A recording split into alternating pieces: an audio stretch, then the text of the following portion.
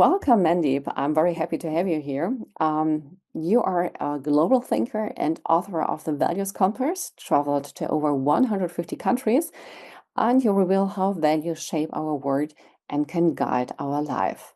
And you're a kind global authority with this, and your work offers profound insight into how values can shape cultures and individuals. Welcome here. Thank you for having me. Thank you. So, Mandeep, I would like to start with introducing, and please say stop, it's wrong if I'm wrong with something, or there's something important I've forgotten. So, I would say that The Values Compass is a really inspiring and thought-provoking book that explores core values that shape different nations and their people. So it's over 100 countries, which you find in the book, and you examine how values such as resilience, innovation, humility, and freedom influence cultures, economies, and personal growth. So it's 100. It's over 100 nations, and each presenting a unique guiding principle that define its society. And I mean, it is a bestseller book, yes, and your writing is engaging also. You're weaving together personal anecdotes, historical insights, and practical lessons. So the reader feels that he's taken on a journey, and you encourage the reader to reflect on their own values, what I like very much. You argue that understanding and embracing different cultural values can foster global unity and personal success. And the book is not just about geopolitics, it also serves as self-help guide, I'd say, helping individuals also to align their personal and professional lives with meaningful principles. And I by myself thought, okay, what makes this book stand out? I think it's the ability to combine storytelling on the one hand with deep philosophical and ethical reflections on the other hand. And your insight make it relevant for leaders, entrepreneurs, and of course others to seek clarity in an increasingly complex world. So it gives inspiration from my point of view, personal development ideas, or also another view on global perspectives. This is something I would say. What would you say in one sentence? What difference your book from many thousands of other books? In a very Wow. one sentence, if you could. Okay, well, that's a great introduction. So you're There right. it is. Thank This you. is the book, The Values Compass, what 101 countries can teach us about purpose, life, and leadership. And yet there is a bonus chapter, so there's 102, but that remains a secret. And you asked what was one sentence that I would share about the book. I think what's unique about it is that in this day and age, when people have a time poor and maybe attention poor, because of the way it's written and that it has every single, like you said, every single country and value, it's written in little chapters, little vignettes, so as to speak. So just like 1 or 2 pages, well, it's actually 2 pages, 2 to 3 pages per place. So you could be inspired every day by another part of the world, and another value, another thinking system or a thought system or a value system that would actually improve your life. So how could cleanliness from Rwanda, for example, cleanliness is next to godliness, or how could the order of Singapore, or how could the diversity of Colombia, how could any of these different values, for example, bring color or creativity or peace of mind or harmony to your life? Right. So I think that way it's written, like you said, there's a sense of it being a tool to help you find your core values, but there's also this kind of broader brush stroke so that you can go anywhere and be blown away and then be able to bring it back to, okay, how is this going to make an incremental difference to my life? Very, very nice.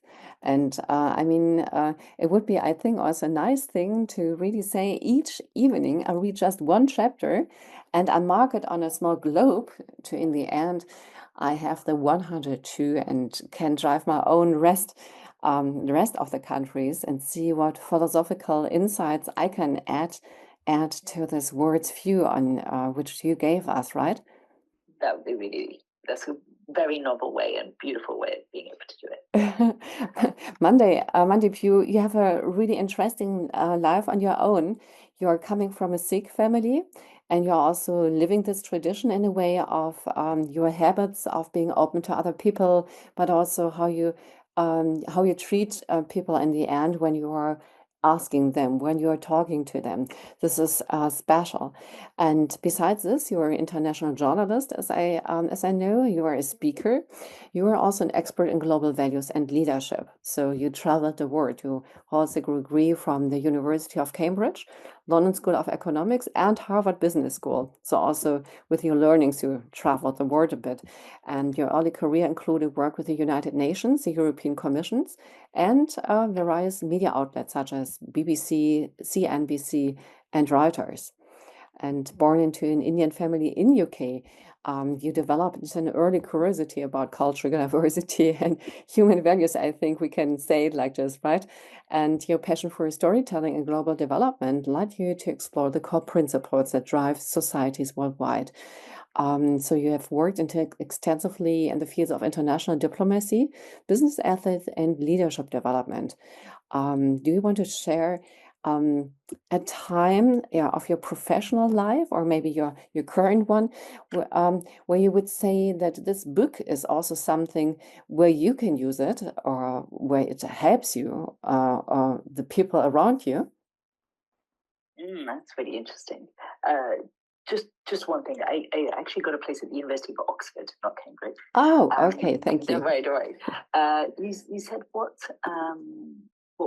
How has this changed my life? One example where an interesting value that I have from Senegal is to let it go, to take things easy, to not hold on so rigidly.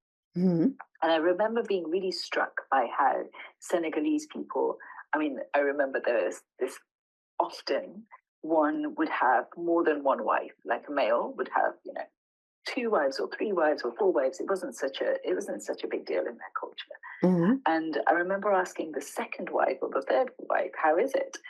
And they'd say things like, oh, it's great, because I don't have to have the pressure of being like, the one who has to, do this as the first wife or whatever. They had this easy way of thinking about it. And I remember getting to the airport and realizing as I'm leaving the country that I forgot my passport. And anywhere else in the world, this would be a disaster. You've forgotten your passport. You can't get on the flight. It happened to me recently in Azerbaijan, and I couldn't get on the flight, and I had to go and get another passport from the British embassy, which meant that I had to wait another 3-4. Like, the whole thing was a big rigmarole. Whereas in Senegal, they're like, take it easy. Why don't you just go back to your hotel and get it? And I'm like, but my hotel is an hour away. They're like, yeah, it'll work out. Actually, they held, allowed everything to happen with ease, so that I was on the flight in time with my passport. And I mentioned that because you said, how does that help your life? Anytime I've tried to do anything with this book where I'm pushing, it's like pushing a boulder uphill. It's almost impossible. But anytime I've tried to just let it go and whatever flows, it became an international bestseller, a bestseller in Hungary. I didn't, couldn't have even imagined that. But where the energy flew, naturally rolled, and I just let go and let that happen, or even enjoyed that ride rather than fixating on what I thought should happen. It was a much easier, better, brilliant let it go lesson. Yeah, thank you. That sounds really, really good, and helpful, I think, also to the ones which are listening to us now. I mean, what I like about the book is that it's not really just a scientific book. It's a reading book, and it's a book full of that what you experience. So, what you write about Japan's discipline or Brazil's freedom-loving spirit is something which is not just by something you got from Google or from AI. You got it from your own experience, and that makes it so special. So, I mean, you noticed patterns in how nations prioritize specific values, as you explaining, just with this, just as if it's a Switzerland precision, the India's faith maybe America's entrepreneurship. So each country has its own pattern mix, right? Completely. And it's really funny you should mention AI, because the book came out just before this AI revolution. And what we might learn from the internet or from AI about anything compared to our first-hand experience, there's just no comparison. So this is a sharp lesson to each of us. Although you might want to experience something for the comfort of your own sofa, there is no comparison to living and, a real lived experience. Yes, and what you're describing, this energy which is floating, you can only get this energy out of something when it's in. So you put all this energy of life wisdom into the book, and then you don't need to be surprised that the energy gets out of the book and wants to inspire others, right? I mean, you put so much potential into the book. I mean, I did, but one could say the same thing about creating DeepSeek or ChatGPT. They also put a lot of energy in. But to your point, you can't, although you could do virtual skiing, for example, using a headset, and you could, it won't be the same ever as touching the powder snow, realizing what ice is, knowing the weather conditions, being out and knowing how to go off piste. Like, no matter what we do, there is no replacement. And you're right, energetically also, the number of people I might meet having a real experience vis-a-vis trying to do things in a more systematic, efficient, streamlined way, which is really what AI is allowing us to do. I'm all about the organic and the nitty and gritty and the je ne sais quoi energy of life. Right, that sounds good. I mean, by reading, I always take some notes, and I always take notes. So first, what quotes do I like the most, or are just in my head after reading, and tips I get from the book. So I would like to tell you my tips from your book, and it's great if you give me your answer on that, or add something, or deny. So identify your core values, then learn from other cultures. Use values as a decision-making tools. Balance tradition and innovation. Practice empathy and leadership. Develop a global mindset. And stay authentic to your values. Spot on. Very, very, very well said. So your question was, what would I add maybe? If you're fine with my 7, I'm super happy about that. I'm very grateful for your 7, and I'm fine with your 7. I think there's a real power in the number 11. Do you know 11, 11, 11, 11? Like, every time, even there's some like angel numbers almost. Every time it's 11, the 11th minute of the 11th hour, I almost set an intention at that time. So let's just take it to 11. So the 4 things I would add from 7 to 11 would be the fact that although you're identifying your values, you're also prioritizing your values. Yes. Number 1. Once you've prioritized your values, you then have a number 1, which once you make that value into a habit, you don't have to think about it anymore. It's habitual. It's already made an incremental improvement in your life. Very good. That magic work. And so that's number 2. Number 3, it really helps understanding others and what is motivating them, what's important to them, what might trigger them. So it builds bridges. Whether you're in a workplace, whether you're in a family, whether you're in any situation, it really helps you understand people from anywhere and everywhere.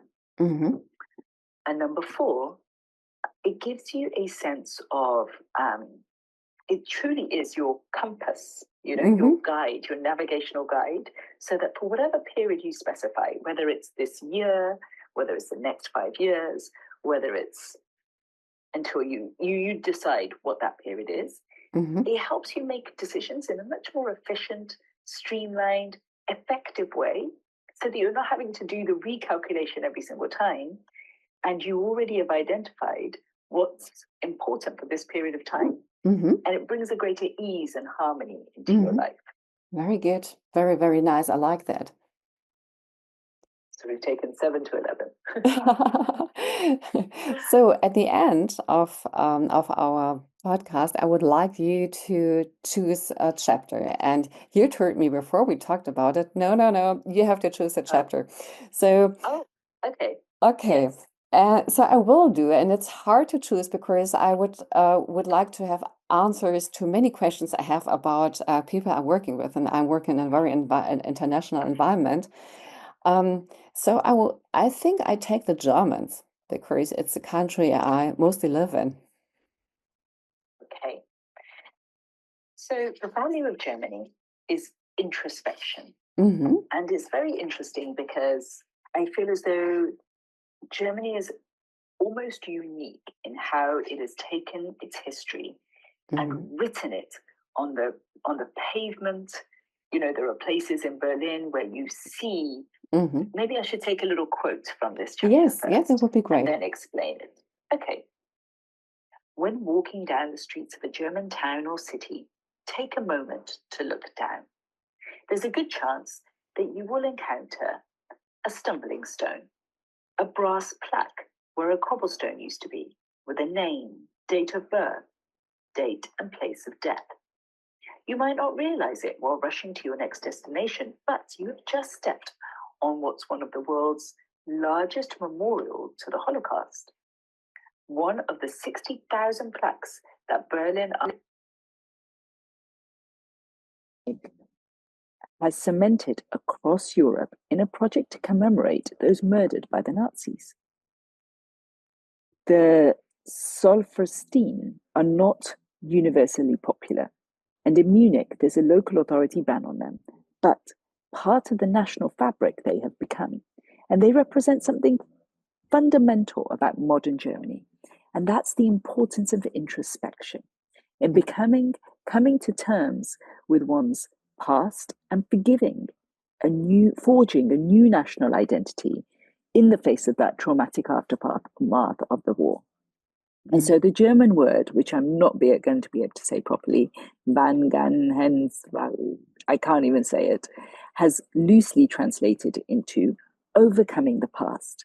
And it's very much focused on engaging with the difficult issues rather than seeking to avoid them.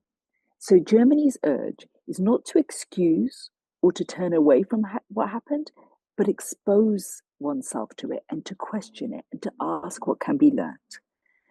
And in doing that, so that came directly from the book. Thank you. And in doing that, I think that Germany has taught us that they're willing to learn from history and have it so that the whole world learns from this painful history. So with a prayer that may it never be repeated again. And I highlight that because I don't think all of us, I think it's a daily reminder of us being introspective with our own lives and our own selves. Something would have happened yesterday that could have been done better for each and every one of us. Let's learn from that rather than just jumping onto the next day and jumping onto the next day and repeating the same mistake and repeating the same mistake. Absolutely. So there is such a beautiful, incredible value there. That value of being able to be introspective of oneself, and only then are we going to have the incremental evolution of humanity and of ourselves. Yeah, great. Thank you so much. Thank you so much for sharing this with us, because I think it's always special if an author not always writing his or her book, but also reading from his or her book, also for the ones which are listening now to us. I took from your book a few quotes which I like very much. So values are not just abstract principles. They are the foundations upon we build our lives. And that's what you said here also about the Germans, no? Which roots very deep in them. So a nation's core value is reflected in its people behavior, economy, and governance. And understanding different values allows us to bridge divides and create a more unified world and unify us with each other. So the greatest leaders are those who remain true to their values while respecting the ones from others. And in the end, what I liked very much is your values compass is your guide to making decisions with confidence and clarity. So thank you very much, Mandeep, for sharing these insights with us. I think there's no way of not reading your book if you want to travel the world and want to get some insights, which brings you into another direction of getting inspirations of the country you travel. Wow, you've been an incredible mirror, and I'm very grateful. You've inspired me with my work, so thank you. So, looking very much forward, Mandeep, to seeing you again from Davos, Likewise, maybe to Davos next year. or So, hopefully before. yes, that would be great. I would really appreciate that. So, thank you very much to being here with us, and looking forward to seeing you very, very soon. Thank you. Thank you for having me.